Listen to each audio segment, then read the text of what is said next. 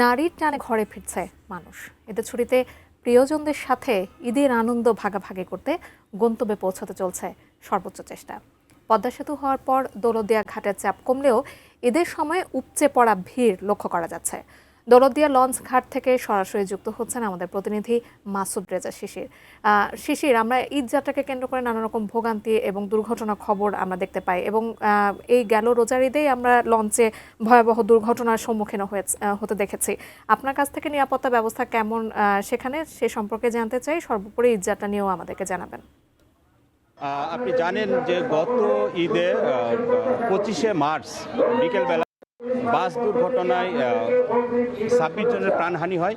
তারপর থেকে কিন্তু আসলে ঘাট কর্তৃপক্ষ নড়ে চড়ে বসেছে এবং তারা কিন্তু আসলে সম্ভাব্য সকল প্রকার নিরাপদ যাত্রা নিরাপদ করতে তারা কিন্তু আসলে কাজ করে যাচ্ছে। আমি যদি আপনাকে ক্যামেরার সাহায্যে একটু দেখানোর চেষ্টা করি, এইমাত্র একটি লঞ্চ কিন্তু আসলে পাটুরিয়া প্রান্ত থেকে দৌলতদিয়া প্রান্তে আসলো। আপনি দেখেন যাত্রীর কিন্তু আসলে ওরকম কোনো চাপ নেই, ভিড় নেই। আমরা এখানে এসে যেটা দেখেছি, নো পুলিশ, তারা কিন্তু সার্বক্ষণিকভাবে আসলে যাত্রীদের নিরাপত্তার জন্য কিন্তু আসলে তারা কাজ করছে।